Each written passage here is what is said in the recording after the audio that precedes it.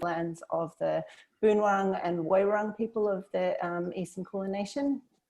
And my co-host today is Marianne Hart, who is about to wave, I think. Hi, everyone. So we're going to introduce the session, the reasons for this session, introduce the speakers, and then, we'll have some questions. We have done a pre-record with one of the panelists, Tim Buchanan, who wasn't able to be here this morning. It's a really exciting interview, so we're going to play parts of that each time we ask one of the questions before we go to the two panelists as well. So there'll be a little bit of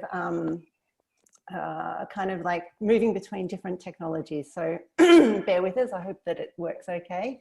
I just thought is there anything else, Maz, that I forgot to mention before we get started?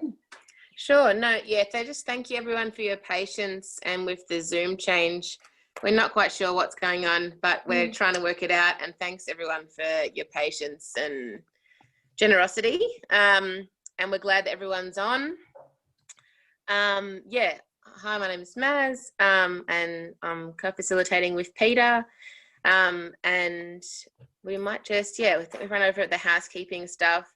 Just in terms of accessibility, we have been not able to make live captioning happen, unfortunately, for this workshop, but we're going to be recording and then captioning the recording, which will be posted up in the next week or so. So just as a heads up for transparency, we're hoping to have live captions for the future if we do events like this again.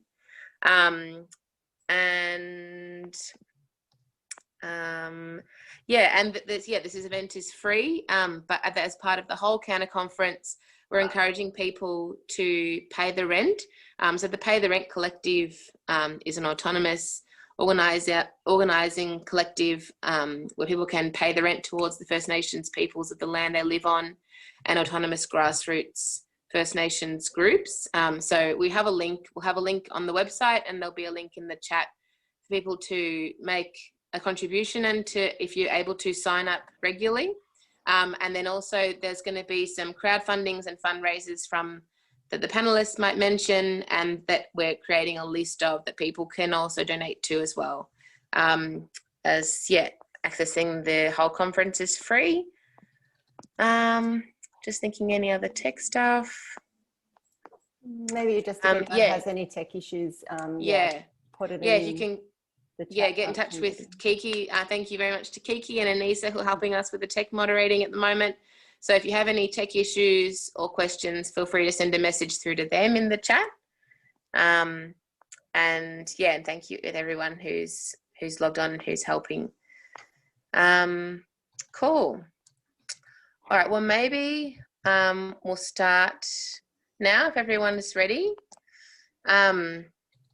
We'll start. So thanks everyone, and welcome to the Policing 101, Why Police Are Not Our Friends panel discussion.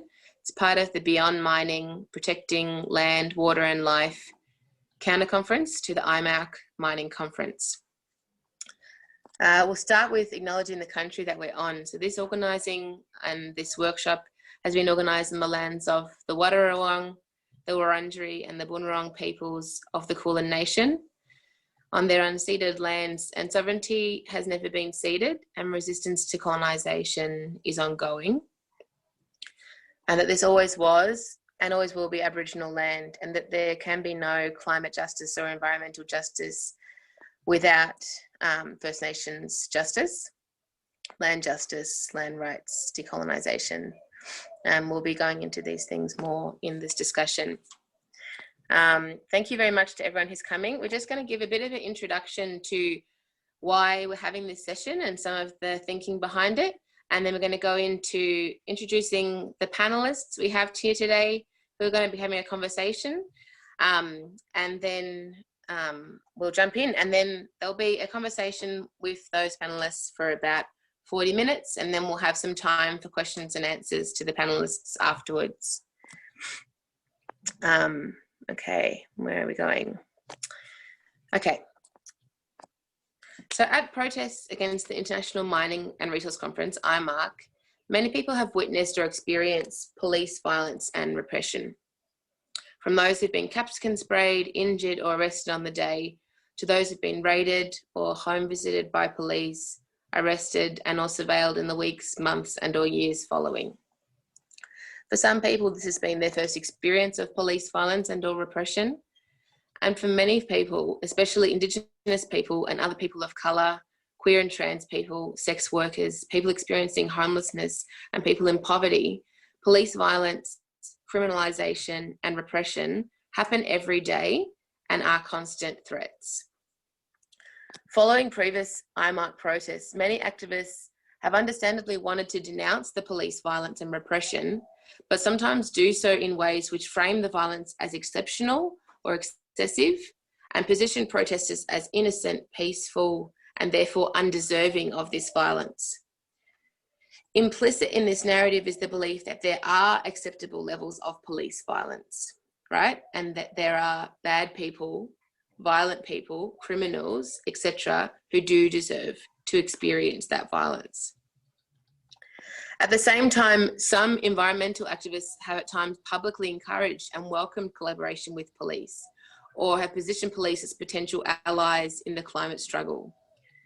Such optimistic statements belie relatively privileged experience vis-a-vis policing, so white privilege, class privilege, and have been criticised for legitimising the role of police and reinforcing the idea that they are an essential or desirable institution that can be reformed or made better.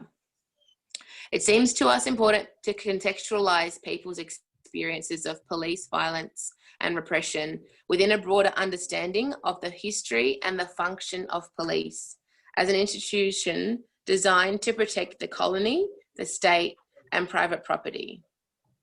I'll hand over Peter to do the rest of the introduction. Thanks, Maz. And it also seems to us important to make links between the police and the criminal justice system's oppression of First Nation communities in Australia and mining and resource sector interests. The massive and long-standing overrepresentation of First Nations people throughout our criminal justice system in arrest stats, incarceration rates and deaths in custody is well documented, as is the key role of police in maintaining it. Yet not enough mainstream attention is paid to the links between this criminal justice oppression and the vested interests of the mining and resources sector, and in their desire to continue to extract resources from this land unabated. First Nations people have been at the forefront of fighting extractivism in Australia. And as lifelong Gunnai Mara activist and movement elder Uncle Robbie Thorpe has famously pointed out, it is no coincidence that whole generations of potential armies of Indigenous activists are criminalised and locked up in prisons in this country. 𝗳𝗑ie 𝗳𝗀, a jock scholar and organiser in the 𝗣𝗶𝗶𝗰𝗶𝘀 anti-uranium campaign, in her recent Black Fire lecture with the Melbourne School of Discontent, there's a link going to go into the chat and page, discussed the role in history of the mining industry in repeatedly undermining and sabotaging land rights movements and the cultural resilience of First Nations communities. In this panel discussion then today, we're hoping to explore the relationships between policing, settler colonialism, capitalism and other structures of oppression, and how these are connected to the processes of extractivism, mining and climate collapse, which we are seeking to dismantle. We hope to explore how our movements can imagine, fight for and build a world beyond police and beyond these systems of domination, and how we can deepen lines of solidarity across these deeply interconnected terrains of struggle. So I'll hand back to Maz now to introduce our really exciting panelists that we have today. Thanks, Peter. Great. So, yeah, with that grounding, we'd like to introduce our panel, which we're really honoured to be joining and holding this discussion. So Meriki Onus is a Gunnai and Gunditjmara organiser and co-founder of the Warriors of the Aboriginal Resistance. Tim Buchanan is a Wiradjuri activist and artist and organiser with the Australian Student Environment Network, ASN. And Anne-lise Ah-fat is a settler and organiser and co-founder of the Undercurrent Community Education Project, Transformative Justice Network, IRL Infoshop, IRL Prisoner Letter-Writing Group. And so Tim was not able to be here live, but we've done a pre-recording and that will be woven his responses and recording will be woven into the conversation today. And yeah, so now I'll hand over to Peter to head off. Hi, thanks. I'm just trying to get the video back up. One of the things I was worried about was that it might fail during trying to do the Zoom at the same time. I'm just going to give it another go because it is struggling a little bit.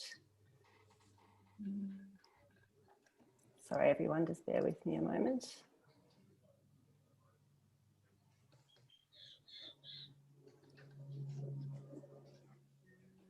And if I can, okay. And I'm hoping, okay, I've got that going now. I'm just going to share my screen.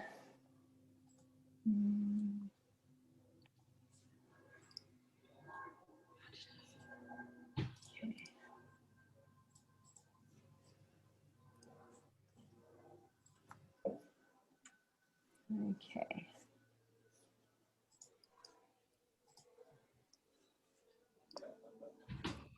Can everybody see this video now? And let me know if the sound is not working. I'm just going to play the first question where Tim introduces himself and then answers the first question for the panel. Thanks everyone for tuning in and welcome to the Policing 101, Why Police Are Not Our Friends panel discussion and workshop as part of the Beyond Mining, Protecting Land, Water and Life conference, counter conference to the IMAP to 2020. We're really happy to have Tim Buchanan here as part of the panel discussion, and I'll hand over you to Tim to introduce yourself before we start. I'm a Wiradjuri artist, activist. I was raised up on 𝗣𝗶𝗰𝗶𝗀𝗁 country in and around 𝗣𝗂, and I spent the last part of a decade on 𝗣𝗶𝗶𝗰𝗶𝗀 country in 𝗬𝗂, Newcastle, biggest coal port in the world. And I've been involved with fighting fossil fuels, refugee rights campaigns, anti-𝗖cie on refuge, all that time, and was really involved with IMAP last year. Encountered the police directly and had some pretty intense stuff go on. I do also have in that a history in remand, have carceral systems really affecting my family and my own connection to my culture, to my own family.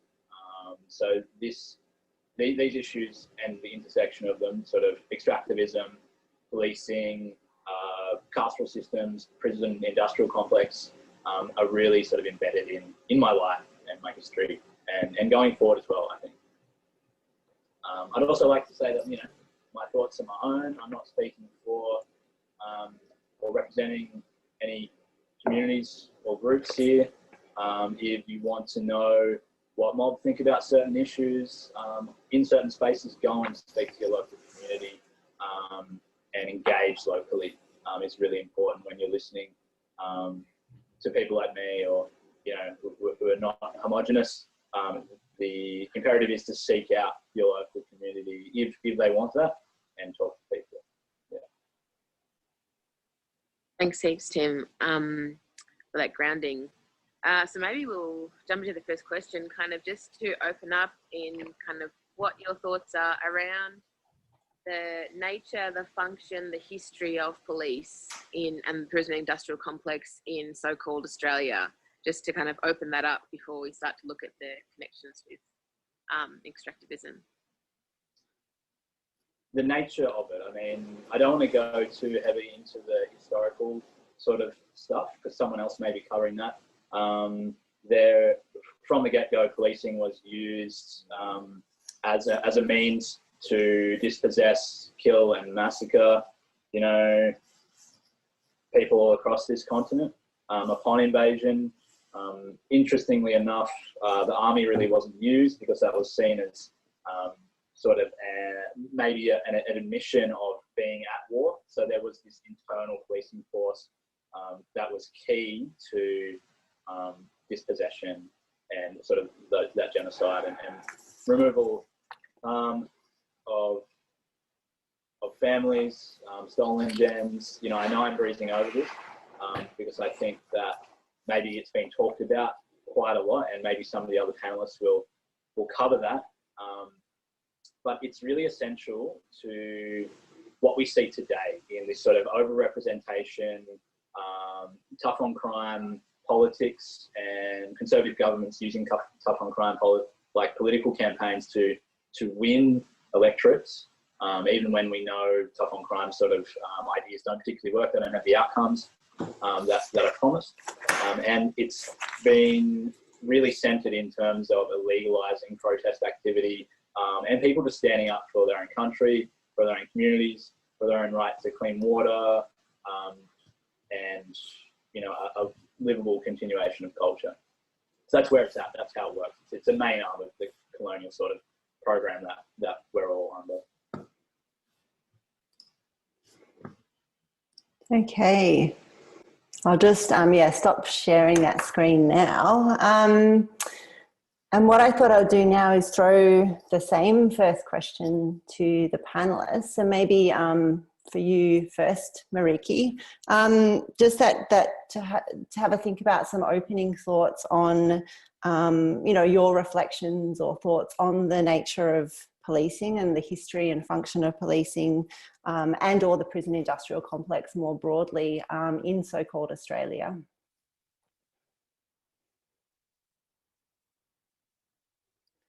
I'm on mute. I'm unmuting now. Thank you, Peter. Thanks, Meriki. Firstly, I just want to explain that my camera isn't working, so I apologise. And I'm speaking from Wiradjuri country, and so just want to pay my respects and also thank the organisers of this amazing conference. I think you've done a wonderful job. The program is amazing, and we've been giving it a good rave on 3CR. So a real big thumbs up to the organisers of the conference. So yes, the relationship between the resource extraction and policing goes hand in hand. I think it's a perfect formula for colonialism. We're controlled by prisons and policing and the prison industrial complex as a form of dispossession from land. Because of that dispossession, we are disempowered to look after our country. And that's, that's why my argument is that Aboriginal sovereignty is the best protection for Aboriginal land. So that's my view on that. And, a lot of Aboriginal massacres and police violence is a form of dispossession, colonial dispossession, and so is prisons, and so is land destruction. I just wanted to point everyone's attention to the Coniston massacre. That was a state-sanctioned massacre, and that happened in 1928. So that's very, very recent history for us. That happened in the Northern Territory around a cattle station. So that sort of really gives you a really good example of police violence it's not a good example, it's a striking example of police violence in order to control the conditions of life of Aboriginal people in this country. Those people are still alive, the people that did that. They very well could be. So, that's quite shocking, but, I think, the dispossession of Aboriginal people off country goes hand in hand with the destruction of our country, with the police. And I just want to also point to the recent police violence on Djab Wurrung country, and how swift and extremely violent it was, and they took everyone's possessions. They're a tool of the coloniser, the police. They are not our friends. I wanted to just also raise some environmental groups that have actually quite explicitly said that they thank the police officers and giving the police props for their role in climate protests. And, that's quite offensive and unsafe. That's an unsafe practice for Aboriginal and Torres Strait Islander people and many other people who are largely targeted by the police. So that's a risk for us. And when you collude with the police in your climate movement, that's essentially white supremacy. So I think that people need to really look at the intersections between climate and Aboriginal land. You know, I think it's something, correct me if I'm wrong, something like 80% of the world's rainforest is on Aboriginal land across the world. So, I mean, if you want to talk about climate, it's interchangeable. So sovereignty for First Nations could quite literally save us from the brink of extinction, ourselves and humanity. So, and to say that it's a separate issue is essentially white supremacy, I think. Yeah, thanks, Meriki. So many good points that, yeah, I think we'll have a chance to follow up and tease out as we go through today. I might throw to you, Anne-lise, because, you know, you've done lots of work in transformative justice and in relation to policing and prison industrial complex. So I wonder if you can maybe share some of your thoughts on just the role and function of police in so-called Australia and elsewhere, and yeah, how we can kind of understand that role. Thanks, Peter, and thank you to Meriki as well, and to Tim. Firstly, I just maybe want to introduce myself a little bit by starting with saying that I'm on the stolen land of the Wiradjuri and Bunurong peoples of the Kulin Nation. So I'm kind of in the west of Melbourne, and I want to pay my respects to elders past and present, and to acknowledge the continued resistance the Aboriginal people are doing all of the time, surviving in so-called Australia. I speak from someone who hasn't experienced incarceration, but you know, I am from a family that migrated here. A brown family that has experienced the impacts of racist policing and surveillance. But I am a settler, which means that I benefit from the ongoing dispossession that Aboriginal people face and experience in this country. I think the only things really I would add to what Meriki was saying and with what Tim was saying is that, you know, I think that there's something here around not just how like the state functions, but also in how like we replicate that in our movement building. So I think we kind of have like this idea, or like Jackie Wang calls it like an entitlement of security, and we like use the state to like as a provider of that security. And like somewhere along the line in so-called Australia and like the formation of this like place, like there was a decision made essentially to like divest from like social welfare and invest in prisons and police. And, you know, I think prisons are like not just like an impact of capitalism, but it's like entwined in the dynamics of it. It's like it's like completely embedded, I guess. And so we have like these kind of state functions, but then we have this, we kind of like also grow up in this. Like I've grown up in a world where all I know is prisons and police, and those kind of institutions being who we go to I guess, seek this idea of safety, even though those places do not offer safety or justice. We kind of grow up with that mentality. So it's like all of these things are happening to people, and then we are also replicating those things to each other. And, you know, with what Meriki was saying, like this country, it's just like it's founded on prisons. It's founded on policing. And, you know, dispossession occurred through the, you know, expropriation of land, and continues to do that as well through many, many ways. And even, you know, if we're thinking about things like the the ways that land is leased to Aboriginal people, and the limitations of native title. You know, Meriki talked about what's happening all across Australia in terms of when Aboriginal people do resist land back. We have extreme police violence and force.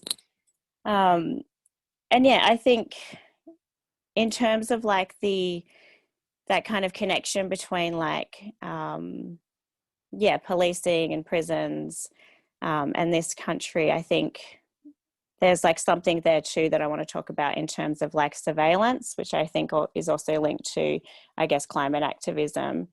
So even, you know, in my thinking, even if we like kind of move towards like less kind of like physical incarceration, I don't think that actually makes our society less carceral. I think we're like a really carceral society. So we really need to be thinking about and doing stuff around punishment, like what Maz said in your introduction. We have this thing of like who is deserving of punishment, and we really need to change what our ideas about punishment are and why they're so like entrenched in us that some people are deserving of punishment, and therefore the state, you know, we allow the state to, and the state does enforce that. Yeah, great. Thanks, Anne-lise. Yeah, again, so many important points there to kind of draw out.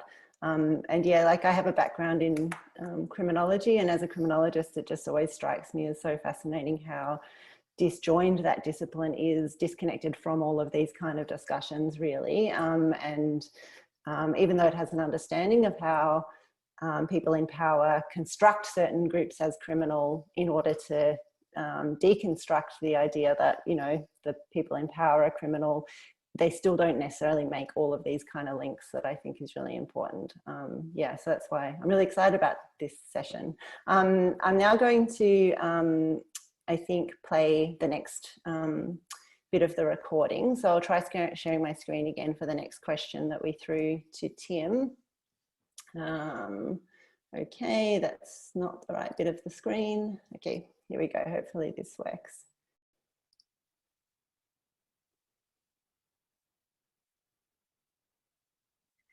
Yeah, totally. Thank you.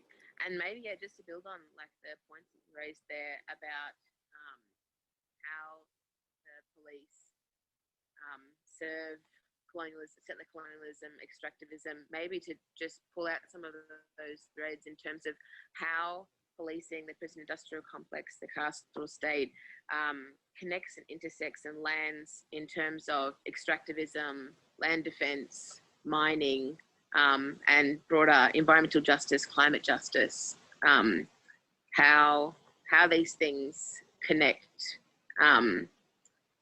and yes, just some thoughts on that intersection.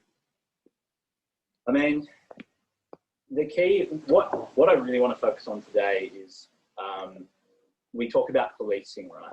But policing is just an arm of a wider set of like legislation and policy decisions and electoralism that really doesn't represent us or even like individual communities.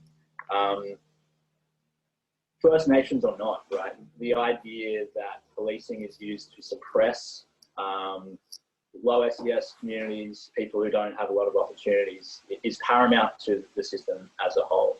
It's racialized, but it's also very much like class-based. And those two things need to be, you know, viewed together. One, like, class doesn't supersede sort of what happens to us in terms of First Nations people, but it is really part of the same conversation. When we look at legislative frameworks, particularly around native title, the land rights, history, how when we talk about Labor governments and the fact that mining lobbies underwrote and had a mass propaganda media campaign when land rights was seeking to come through, really speak to the way that any legal modes of standing up or fighting back have really been taken off the table. the legal frameworks for protecting country against mining, against coal seam gas is pretty limited. We've seen again and again maybe people winning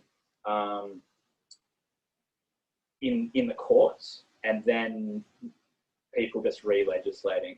Like when we look at the 𝗍𝗫𝗃𝗃 fight, there were some wins there to protect the lake from gold mining. That's on Wiradjuri country. It's a really famous fight. But at the end of the day, the community had a win, and the state government just re-legislated so that their win meant nothing. So when we talk about policing, we really see that, like I personally see it at the back end of a very purposeful legislative framework that benefits, you know, self-interested industry billionaires, and the police come in and enforce those sort of systems. So yes, it's really important to talk about police in terms of boots on the ground and their discretionary powers, and how that is intensely racialized, you know, like public drunkenness, minimum sentencing laws, you know, vague three strikes sort of systems, minimum responsibility of age, of criminal responsibility, all things that really target First Nations communities. But they are decisions that are made politically. And that's sort of where my focus, I think I want to focus today.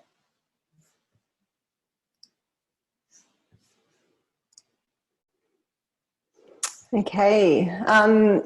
Yeah, I found that discussion of Tim's just then really fascinating, especially teasing out some of the differences between thinking about, you know, the police as an institution and as a culture being really problematic, but actually being part of this, you know, needing to look to the bigger systems of law and legislation and the state that are actually driving a lot of what's happening, obviously, with policing. But yeah, I just now want to throw that same question to the panel, and also just to see if either of you have any particular responses to things that Tim just raised as well. So the kind of general question is like just really reflecting on the intersections between police, the prison industrial complex, the carceral state, and extractivism and land rights, and the climate justice movement specifically. And I know both of you have touched upon that already. So it's kind of just a general open sort of discussion to build on that. Yeah, would either of you like to jump in? You can go first if you want, Anne-lise. No, you go, Meriki, then I'll go. Well, I feel like I touched on it. It doesn't happen in a vacuum. Like you can't have climate movement without sovereignty. And that's something we just keep reinforcing. And it is about the system as well. A lot of, you know, environment movements, not movements, I wouldn't call them movements, but there's a culture and environment that people just focus on policing each other's personal decisions. I think it is about capitalism as well. And I think, you know, this is a system that's functioning together, and that's why you can't simply just focus on the resource extraction. You have to focus on the system that enables billionaires to do that and enables policing to be on the ground. That's why that's all the strategies, and it has to be built around working around that, not just having an Aboriginal person come in to do a welcome to country at the start of your climate march. That's not what we mean when we say so Aboriginal sovereignty has to be centred around climate movement. It's the strategy that's built around the dispossession, you know, because the system is dispossessing Aboriginal people every single day. If we were all freed from prison and had access to the right funds and weren't living in extreme circumstances where we needed to live off the system for welfare, we would have the capacity to take care of our own country, and we would do the best. The best example I could probably point to, and I'm not an expert on it, but I think people should really read up on the fight that the Yindjibarndi put up against Twiggy Forest, and it was a really recent win. And there's so many, you know, fights that have happened because of the strength of First Nations people here. all across this country, and they're really good case studies for anyone that's new to this sort of movement as well. I don't know if that's answered it, but yeah, I just also want to say that I'm not an incarcerated person. I've never been incarcerated either, but my family, you know, my brother's been in and out of the carceral system for the last 20 years. And, you know, so many people in our families are living in prison. So prison isn't an abstract thing in our lives. It's a very real reason why we can't practice culture and kinship in the way that we'd want to every single day that we're alive. Yeah, thanks, Meriki. Yeah, I think those connections are just so important. And yeah, as a criminologist, I just see time and time again people focusing on overrepresentation as though that's a separate issue from all of the things, that you're talking about. And it just isn't, Anne-lise, any thoughts you want to add? I think Meriki and Tim have covered so much. I think the only thing I would really add is one of the things that Bell Hooks says around the kind of system that we live in, and she calls it dominator culture.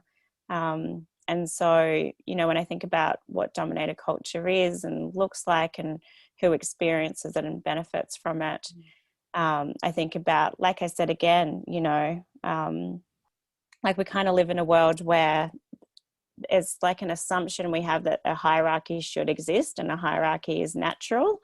And I wonder what it would look like if we lived in a world where we kind of challenged the idea that hierarchy is needed or necessary to like have relationships with each other and live together and live,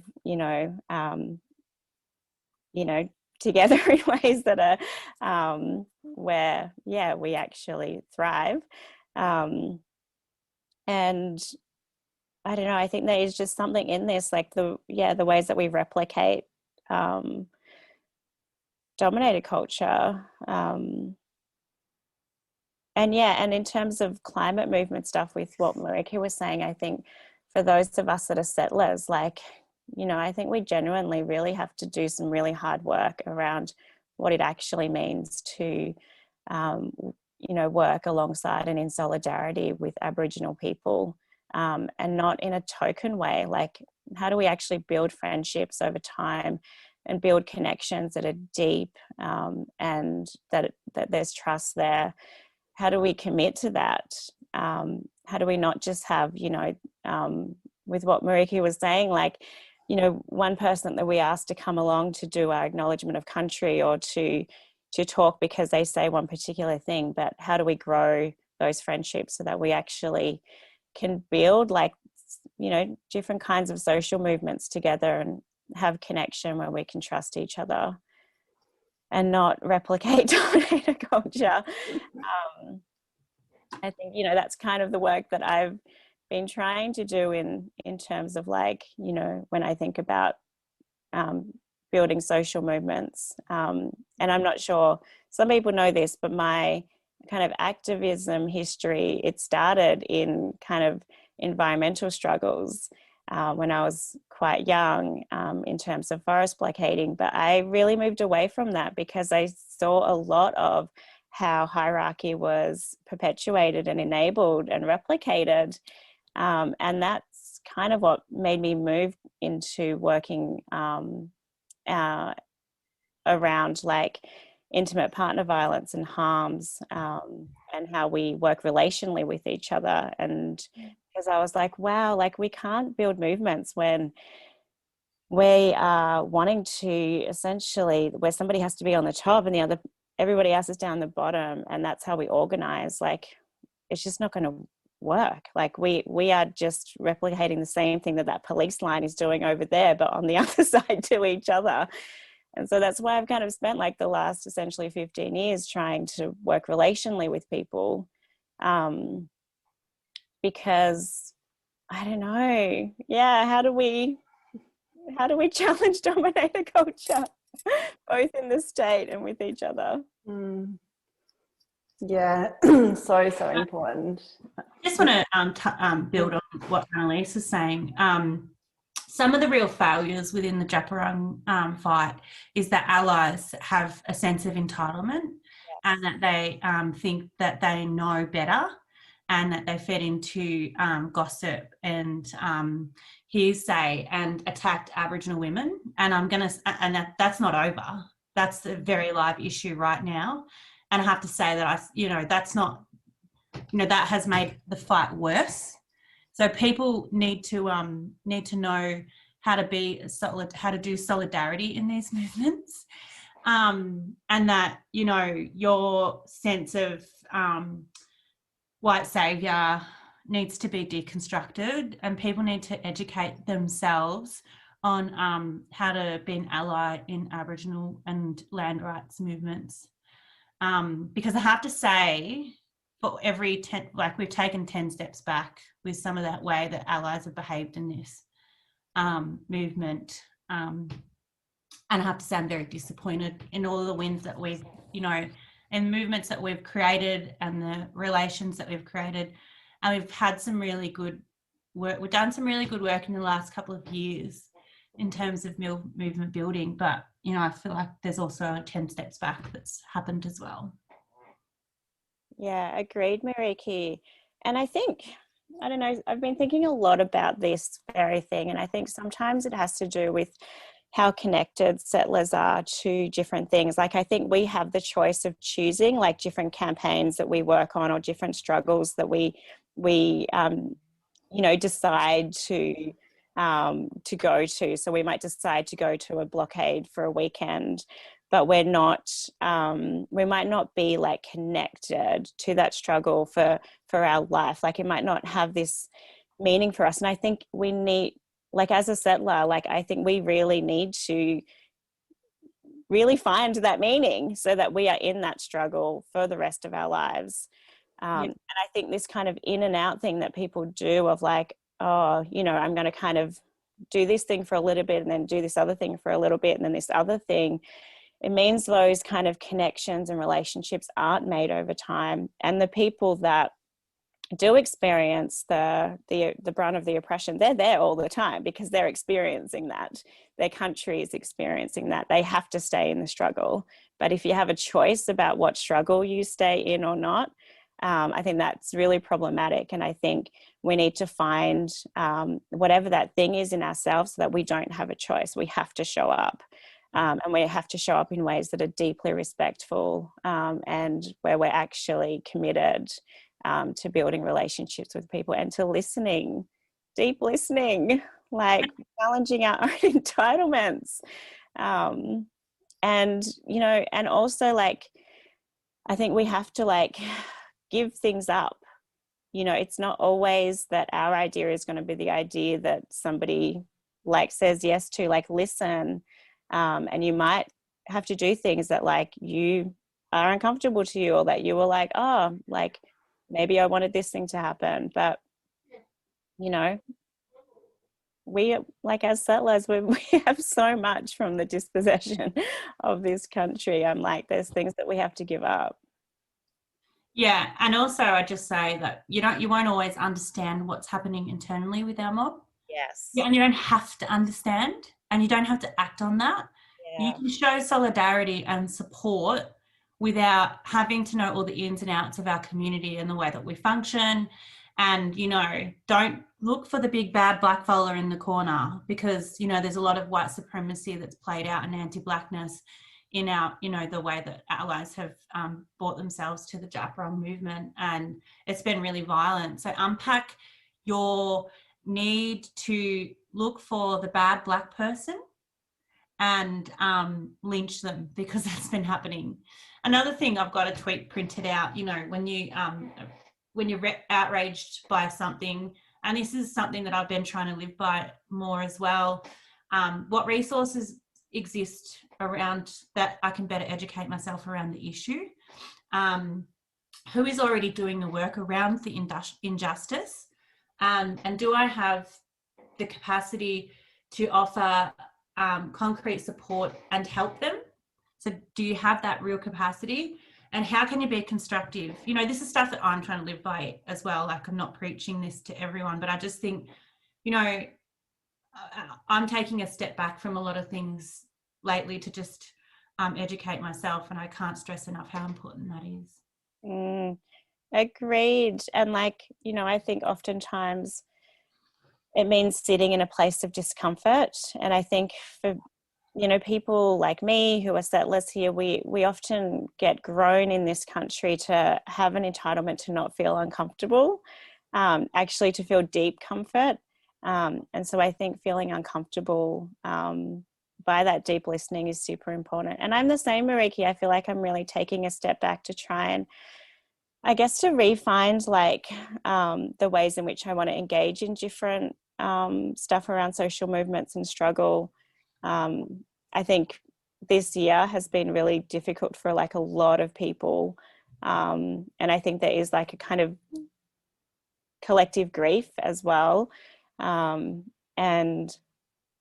yeah, I'm taking a step back to really like think about like, yeah, how, what I want to be doing, how I want to be doing that, and how I want to be listening more, and how I want to be doing things with intention and really like know and be able to speak to that intention, and to also like explore the impacts of what I'm doing too with people. Yeah.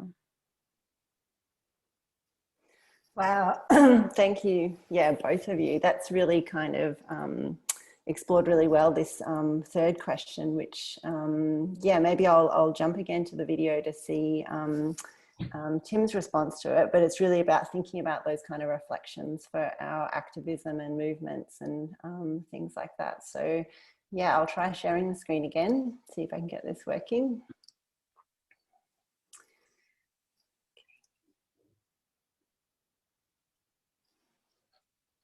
Thanks heaps, Tim. Maybe from there we could look at what you think, kind of given these reflections and thinking about these structural factors and the connections between the criminal system, the police, the border prison and district complex in Australia, and land, defense of land rights, extractivism, these struggles. What do you think, like, that these reflections and things we've been discussing, what does this mean for our organising, our movements going forward into the future, particularly environmental justice, climate justice, movements, activism, organising? What do you think is some of the lessons to be learned, or some thoughts, questions to ask going forward? It's a tough question because it seems bleak. I am not totally pessimistic, but I think any effective organising is going to be illegalised straight up. That's usually what happens. As soon as any like sort of maybe slightly legitimate process within the bounds or in the grey areas of the bounds of, like, you know, the law, it tends to be stepped on quite quickly. New legislation is rushed through the parliament. When we talk about, you know, like sort of lock-on devices being labelled as weapons to assault people in Queensland, and activists being charged under that sort of stuff. When we look at like how trespass laws work, particularly with people who might even have native title claims and legal rights, even though, you know, the actual right of those people is paramount here. But when we talk about the legal framework that sits over the top, how rapidly that changes and how many caveats sort of quickly get pushed through to make it illegal to occupy, to set up camp, to say no, to do the things that we sort of have relied on in the past, like blockading, occupying space and organising on the ground. That's often in terms of like using the idea of private property, fencing off, and making just simply being on country illegal. We've seen that maybe up at the Adani campaign. We've seen that at Devon Creek.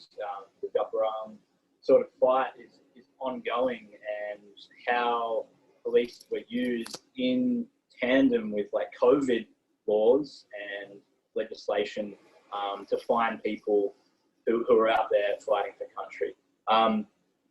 it's pretty complex in terms of the way law and legislation is used and how quickly things can get pushed through the parliament to legalise effective modes of resistance. So what we're going to see more in the future is more cops on the ground. We will probably see more sort of abusive tactics and things, the grey areas around like the use of batons and OC spray, like chemical weapons. They're supposed to be used in defensive manners. We saw it at IMARC last year, really, and we've seen it. We see these videos pop up online of like, you know, our communities getting maced and stuff like that when they're being used as an attack weapon. It's not how they're supposed to be used, but we don't really see that sort of stuff getting rolled back. What we see is an expansion of police powers, particularly in Victoria, down here, and we don't really see much of we see a pushback, but not necessarily a legal one that would work, not a legislative one.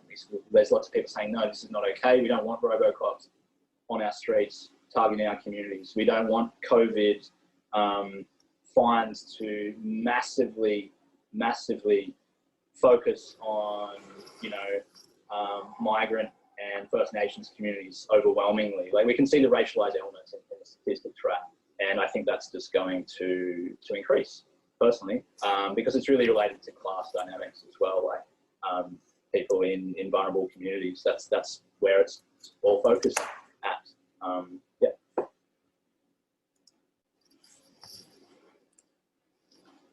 Okay.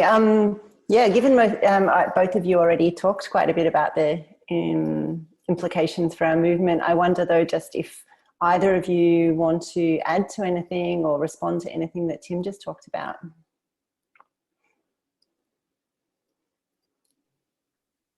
What was the question again? So the question that we posed to Tim just then was about the kind of like implications of the sorts of things we've been talking about for our movements going forward, like particularly in relation to climate justice and enviro movements. And yeah, Tim obviously talked a lot about the ways in which we need to think about, you know, laws that give police more powers and that kind of stuff, and being prepared for that. But yeah, I just wondered if you had any more thoughts on that topic in general, or anything to respond to in relation to what Tim raised. Look, I know the house is on fire. Like, it's really, really on fire right now. But I was born into a house on fire, and the house has always been on fire for us. Mm. And I've never, you know, seldom do we get the opportunity to go back and educate ourselves. So while I know that the house is on fire, but it's always been on fire, I've taken a step back to educate myself a little bit more after realizing how much I don't know. So that's kind of where I see things happening at the moment. But yeah, it is an interesting contrast of how they've used COVID. They've fined everybody $5,000 at 𝗣𝗯𝗯. I think there was, I can't remember how many fines there were, but there were so many fines that were handed out, and they were $5,000 each. And Dan Andrews attacked the camp the same day that they announced the restrictions easing in Victoria. And it was one of the most strangest emotional times for us to see, having seen that tree being chopped down right when we were let out of, you know, 8 months of hard lockdown. Very emotional and strange place to be. And I'll also say, you know, what's been used against us in this fight is that we don't have a connection to that country. And, you know, that's my matriarchal line, 𝗣𝗯𝗯. And the amount of times I've had settlers and even my own Aboriginal counterparts tell me that I'm not 𝗣𝗯𝗯, I don't have a right to it, when actually the reason I'm dispossessed from 𝗣𝗯𝗯 is because I'm an Aboriginal woman, not just an Aboriginal person, I'm an Aboriginal woman, because I have stronger connections to my patriarchal lines, which is, that's a product of colonialism. And while we're moving forward, the intersection of also intersectional feminism has to play a role in these movements as well. I don't know if I've answered the question. I just went on a rant. A wonderful rant. Very important. Your turn, Anne-lise. I'm a bit confused by what the question is too. It's mainly just thinking about, talking a bit more about the implications of all these ideas for our movements going forward, which I know you talked about already. So yeah, either adding to that or responding to anything that Tim raised. Yeah, I think in terms of some of the stuff that Tim was talking about, like I remember when I was younger and there was the S11 protests, and I remember the war and terror laws soon after that were enacted, and state repression on protest. And I remember being that age thinking about, I think I was 17, and I remember thinking this is going to have such a deep impact on I guess things like protests in so-called Australia, and I think, you know, these, like, there's always been laws like this, but I think it just kind of, things just kind of move and shift in laws to like suit the era of the time or whatever. But we just have, it's like institutional that in so-called Australia to like repress protest and resistance, and it's very intentional, and like it works. It has the impact that it desires. So I guess I don't, when I'm thinking about like organising, like I don't look to the state for help in that, because it's not what it's designed for. It's designed to quell that. But yeah, I'm not sure if this is the question where we're going to talk about like, can we imagine difference? Is this what I might do now actually is build on what, to move into that, to build on what you were just talking about, especially that point around, you know, if we know that the police are going to be given more and more powers, or, you know, they continually seem to be in relation to this stuff, the more that we start to resist or keep resisting, the more, you know, these powers get enacted, like Tim was saying. And what you're sort of suggesting around like not looking to the state to solve that, you know, like I think on the one hand we need to resist those laws coming into play, but we also, it seems, need to do more. So yeah, the next question is kind of thinking a bit more about you know, abolition, transformative justice, decarceration. So I actually wondered, Anne-lise, if you might be able to just explain, because a lot of people here might not be familiar with what abolition is or what transformative justice is, whether you might just be able to talk, like explain those for people a little bit before we then talk about that question a bit. Oh my God. I feel like it's a lot to explain. But maybe in my version of things, well, like abolition, I guess, is working towards trying to have a world without these things, without like a carceral system, so without prisons and police, but also without all of the institutions tied to that, right? So surveillance, child protection, social workers, all of the kind of, I guess, the word, things that are linked to all of that. So working towards, having a world without those things. And, you know, I think the kind of, and I guess the history of where this kind of stuff comes from, I want to say this all comes from Aboriginal people, Aboriginal struggle. So the ideas of like resisting the state, of and this is across the world, of resisting the state and trying to like create different communities and I guess social movements without like these things. All of that comes from people that are already experiencing the brunt of the oppression, because they've had to do that work. So they've had to build their families and build their neighborhoods and communities in ways where they don't rely on the police, to seek safety, because that's never offered them safety. And so I think we have a lot to learn from Aboriginal people around the world, and also people of colour around the world who experience the criminal legal system in a way that has lifelong and intergenerational effects. But one of the things that many communities across the world have done, which I guess in one way is labelled transformative justice, but also what that looks like is different for all communities, you know, we don't have to label it transformative justice. It is just a way that people are trying to, I guess, navigate, figure out ways to not go to the police, ways to ensure that their families trying to not have their families going into prisons. And it's based on the work around when somebody causes harm to somebody else in their communities. So, you know, often our first kind of reaction is to call the police. And so a lot of transformative justice work is around, are there other things that we can be doing, other ways that we can support people experiencing harm, and also ways we can work with people who are using harm in their communities to heal, to provide safety and support, and to work with the person causing harm to challenge their, I guess, entitlement thinking that like gives them the permission or gave them the permission to use violence.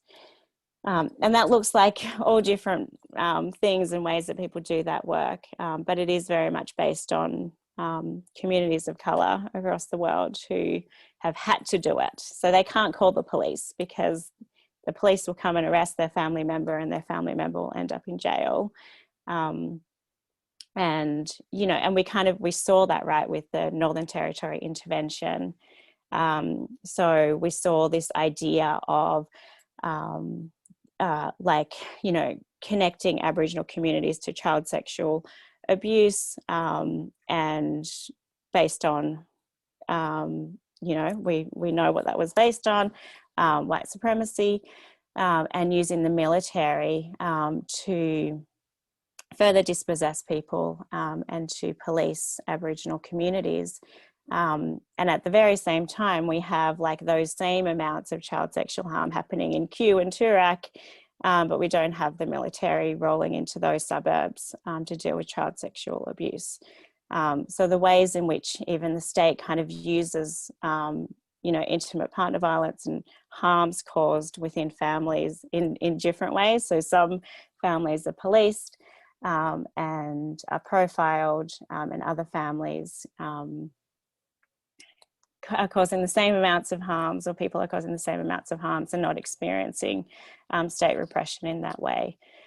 And so, yeah, the work is to kind of address the harms that we may cause to each other, particularly intimate partner violence and child sexual abuse, so that we're able to, yeah, be in these communities together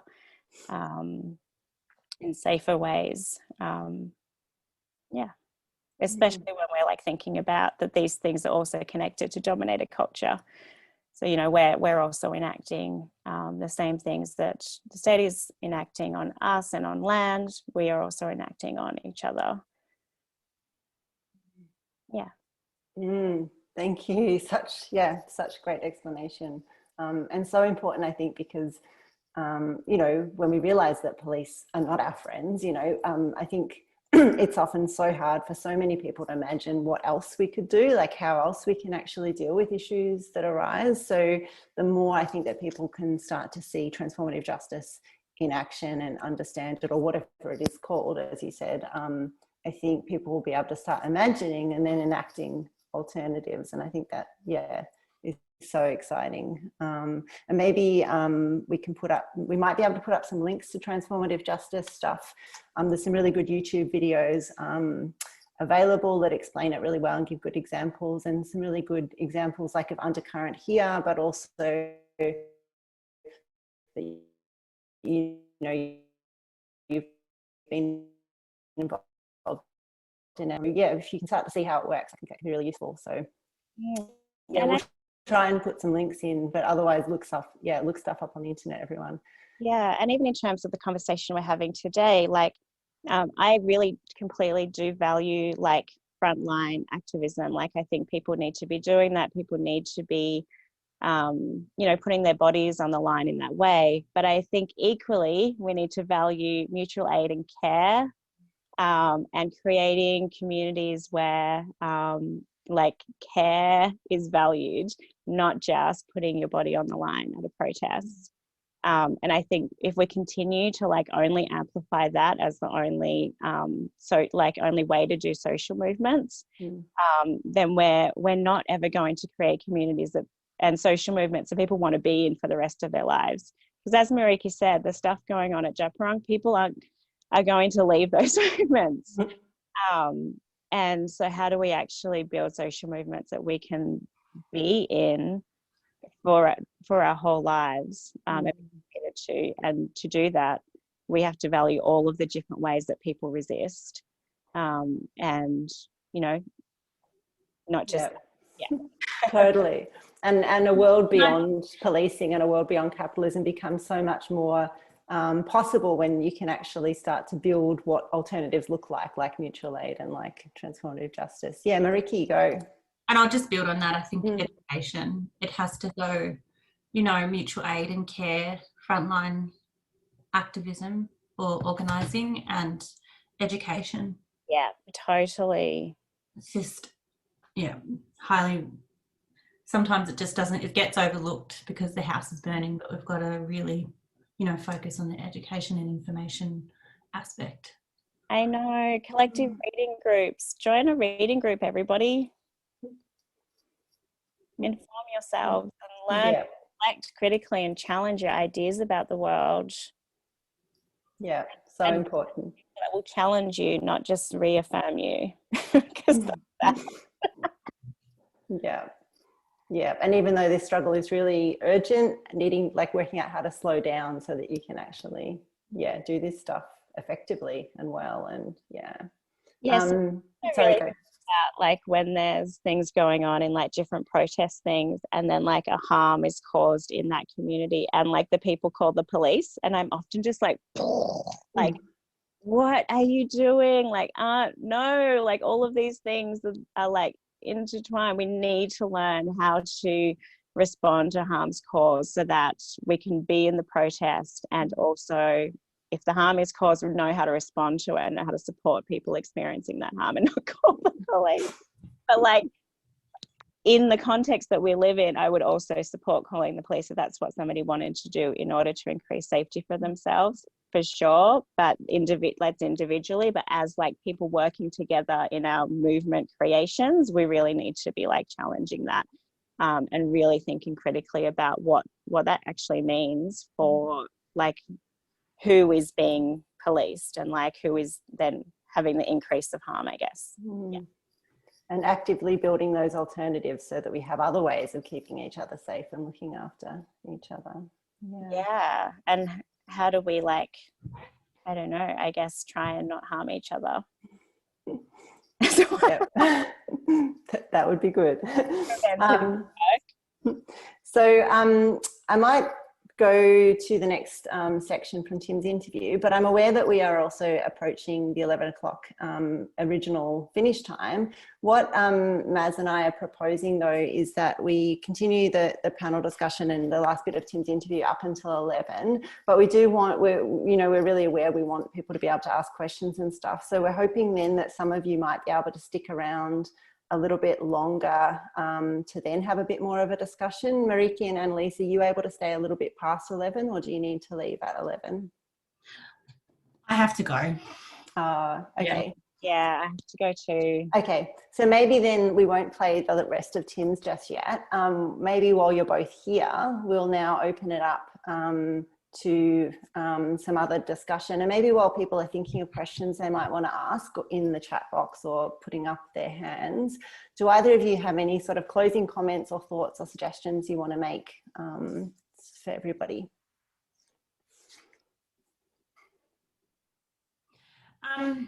No, Andy A said frontline care education. That's, really just sums up everything we talked about.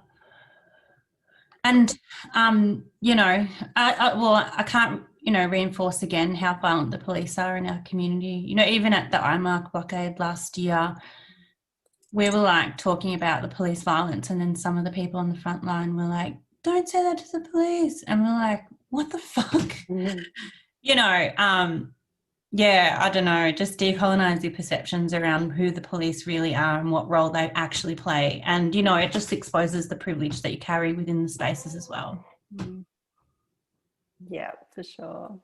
Yeah, I think so too.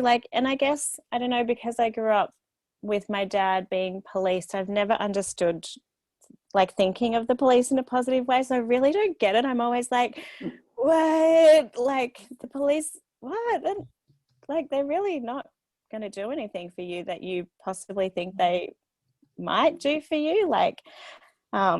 But I think, for me, maybe as a final comment, I think we really do need to detangle ourselves from what we think police do, and really map that. I know Lauren Caulfield does a lot of amazing work around beyond policing, and one of the things that she asks is, what do you think police are actually going to do when you call them, and what do you want to happen, and do the police actually do what you want them to do? And it's no, they don't do what you want them to do. So the things that you want to happen, how can that actually be, how can we build our community so that that happens? So then we don't need to call the police for the things that they don't do. And I think that's really worth doing in your friendship group, in your social scene or social circle, or your collective, or your new reading group that you're going to start. Really mapping what it is that you would call the police for and why, and how you're going to build your community so that you're getting those things that the police aren't going to do for you anyway. And I think we also need to, Maz kind of started this with this thing around our ideas of who deserves punishment, and what Meriki said, we really need to decolonize who we believe deserves punishment and the idea of punishment itself. And all of the ideas of punishment are racialized, right?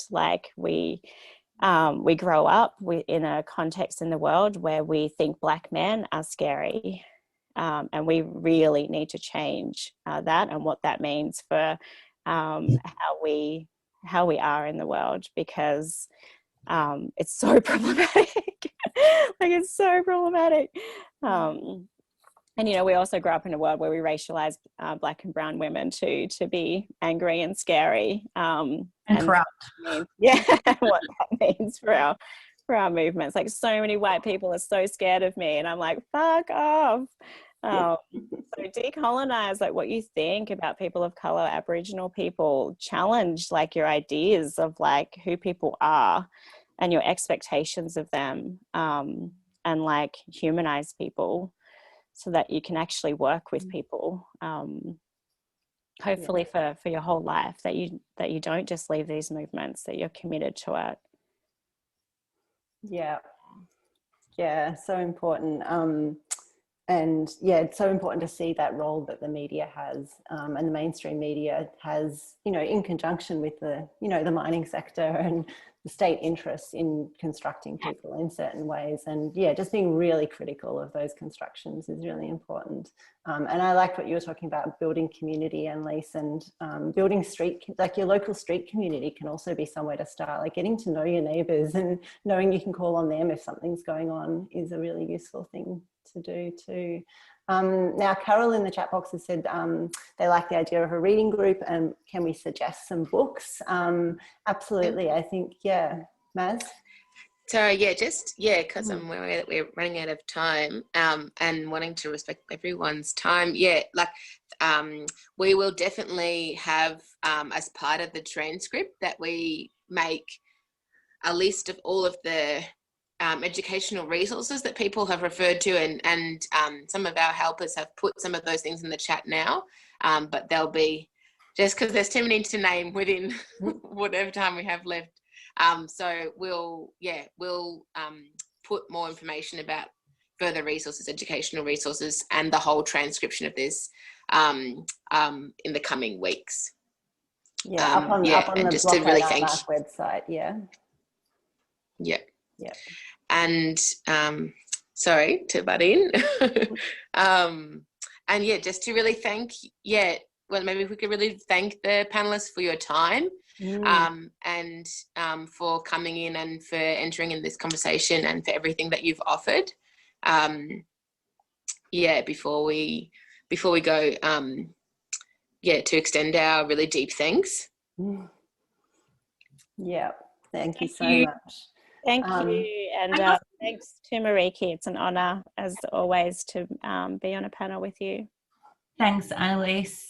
I just wanted to quickly make a point. I forgot to make it in the talk as well. I just wanted to pay respects and acknowledge Uncle Ned Hargraves from 𝗣𝗶𝗶𝗶𝗀 people in Yuwindamu. He was a part of the blockade IMARC last year, and then the shooting happened of a young walker from his community. And so I just wanted to acknowledge his hard work and acknowledge that he would have been a part of this, and he's very much a part of the frontline work, and this highlights the intersection of how police violence, policing actually stops First Nations from being a part of protecting sacred land. That's all I want to say. Thank you. Thanks, Meriki. Maybe as we're just about to wrap up, we can let people know that this workshop is part of a broader counter conference that is the Beyond Mining, Protecting Land, Water and Life counter conference. There's going to be another workshop in this policing and repression series later on today that people can attend, which is being co-hosted with MALS, the Melbourne Activist Legal Support Network, who are going to be giving information about police tactics, educating people more about common police tactics, strategies, kettling, etc., and answering people's questions about police powers, and doing some trainings around that. So that's coming up. And then also we'd really encourage people to have a look at the rest of the program for the week. Just lots of links with things that have been raised here in terms of current struggles that are happening, and ways to better understand what is happening, how to collectively struggle and resist, and how to get involved and keep the fire burning. So for the long term. We really thank everyone who's come along today in person, and thanks to Tim also, who couldn't be here, wanted to pass on his thanks and appreciation to the other panelists, and is looking forward to seeing the whole recording. We'll also upload Tim's full recording as well. Anything else, Peter, you'd like to say before we kind of close up? Yeah, thanks, Maz. Go on, Lise. I think there's something that we kind of touched on but didn't explicitly say, like how do we make our movements more accessible to all different peoples and bodies and minds, and where people come from, and especially, I do see the kind of climate justice movement to be particularly white in so-called Australia. And so how do we change this, and how do we engage and centre Aboriginal people, and how do we also engage migrant communities like my communities in these kind of in these struggles, especially because there's so much complication there around upward social mobility, and what these kind of different ways of being in the world mean to people who've migrated here. But I think there's a lot of work to be done. And as Meriki was saying, in strategy, not just in word. Exactly. Yeah. getting people to understand their privilege and learn when to know how to step back and make space, I think is, yeah, just such an important thing. Yeah, thank you both so much. I'm not sure if you mentioned, Maz, maybe you did, sorry if you did, but there is also, for any of you who'd like to, obviously these sessions are free, but if you'd like to make a contribution, we've got a link up to pay the rent on the main conference website, and some other links to other organisations will go up later as well, so that won't be the only one there, but yeah, it's just a way of putting back perhaps if you can afford it. For anyone who would like to stick around, I'm going to play now the rest of the interview with Tim, for those of you who'd like to stick around. And I think Maz will be here too, and anyone else, and we can have a bit of a discussion after that for anyone who wants to then ask some more questions and those sorts of things. But yeah, I'll let Anne-lise and Meriki go now, and yeah, really appreciate your contributions and discussions today. It's been so lovely to have you here. Thank you. Thank you. Take care, everyone. Bye. Thanks, Meriki. Thanks, Anne-lise. Okay, so I might just, yeah, jump on and share my screen now for anyone who can stick around and wants to watch the rest of the interview with Tim.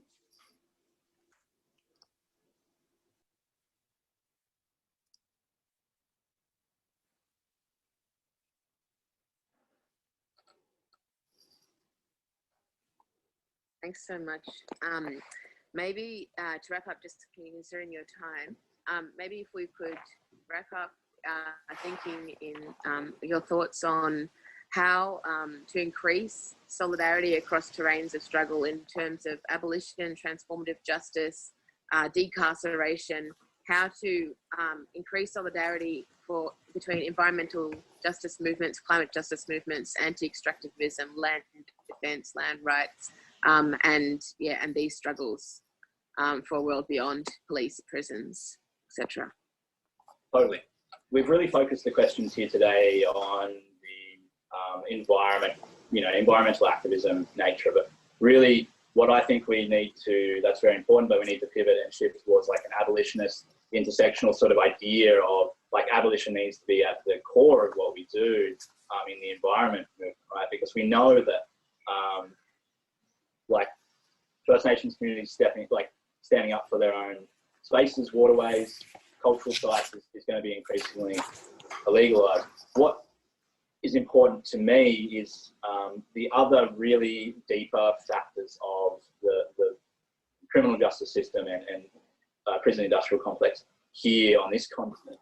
I think we really need to talk about and look at the privatisation of our prison systems, the fact that we have the highest private prison population per capita on the face of the planet, that our private prison system is expanding, that there are a few key players like Serco, Serco's really involved in offshore detention and the abuses of people seeking asylum. We've got G4S. I've had really quite intense personal experiences in the prison system with G4S. I know how they operate. I know how intense the private prison guards are. It's pretty heinous stuff that I've been through. And then we have the GEO group. What really concerns me is that we have this model, and post-COVID, we're going to move into probably a decade of austerity, right? Lots of services are going to be cut and privatised. This is going to happen even more so with our prison system. And those austerity modes, when we remove safety nets for everyone, but for our communities as well, it's going to increase the social stresses that lead to sort of criminal activity. We're going to get more people in our prison systems, but also at the same time we have groups like GEO who donate massively to the Liberal Party through groups like the SDA union. We have groups like GEO donating to local council members so they get re-elected in council zones where they might have a new prison. We sort of have this lobbying system and this private prison system that is expanding pretty rapidly. Since 2000, we've had a massive uptick in people in prison, and crime rates have dropped, but we have this increasing number of people in remand. We have an increasing number of people who are being sentences are much harsher, and are spending more time in prison.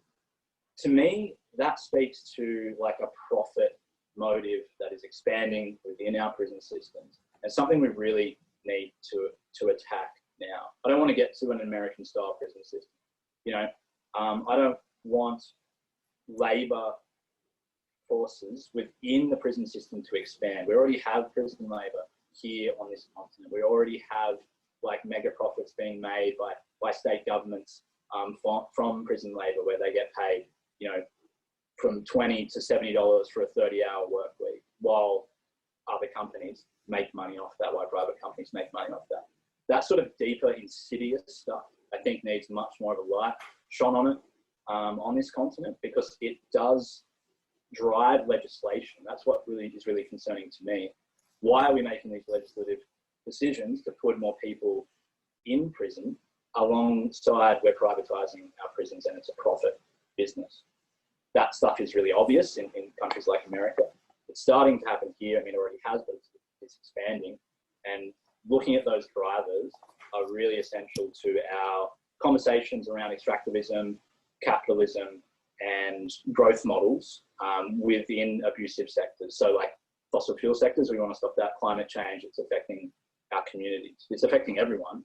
It's affecting First Nations people, Indigenous people more than anyone else. Private prison expansion and prison labour markets are exactly the same. And we need to bring those together. And I'm sure people already are, but I want to see more of it. And that's what I want to focus on, this political model of donation system.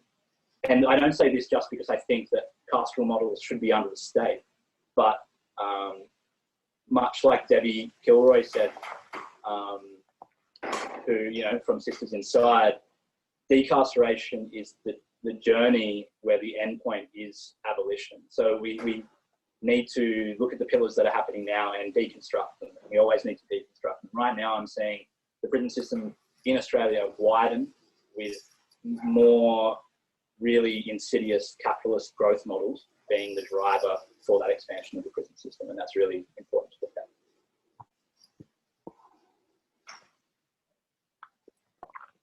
Absolutely. Thanks heaps, Tim, for that. Is there anything before we wrap up that you'd like to end on? Any last reflections, thoughts, ideas, or questions to the rest of the panel or the participants in the workshop, or just a cheerio? It's a conversation that I think I want to have, but maybe it's interesting to be on these panels and talk about the risks, the increasing risks that police pose to us as people fighting for country, but as activists and all sorts of people. These measures are going to become even more punitive. Like, we need to have serious discussions on how to break a kettle.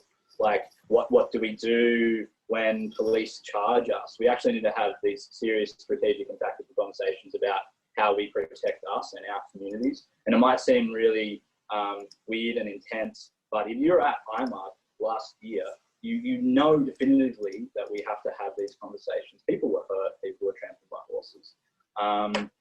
We still need to be there, but we need to talk about how to keep us safe and not be scared off by the risk, because that's the risk that in my eyes, that we need to take. I realise everyone can't take it, but we need to be looking at what's happening in other countries where they are fighting repressive policing regimes and state colonial systems, and we need to take lessons from there. How do we effectively disrupt? How do we blockade? How do we defend ourselves from cops? And we need to develop those strategies, because they're going to be needed as climate change rolls on, and like sort of these societal risk factors around like water. You know, I was delivering water to mob up on 𝗳𝗁 country because they didn't have drinkable water. That sort of stuff's going to become really real for a lot of people, and the police are going to come and try and protect privatised water systems. You know, I can't drink. There's water across the fence. It's on private property by a mass irrigator. That stuff's already happening. The police will already come and like baton you down for trying to stop that. So it's a really difficult conversation because it's quite scary, but we do need to look at it. Yeah. Thanks heaps. Thank you heaps for your time, Tim, and for contributing, being part of the discussion. That's all right. Yeah, anytime. Keen to watch the live panel after it's broadcast on Wednesday. But yeah, thanks to all the other panelists. Sorry I can't be there. Would have loved to have a discussion and hear your thoughts as well, because I'm sure there's just so many brains on this at the moment, and really like lived experience, and I'm interested in that too. And we've got to centre those lived experiences of people within the carceral system. Yeah, thank you very much. Thanks. Thanks everyone.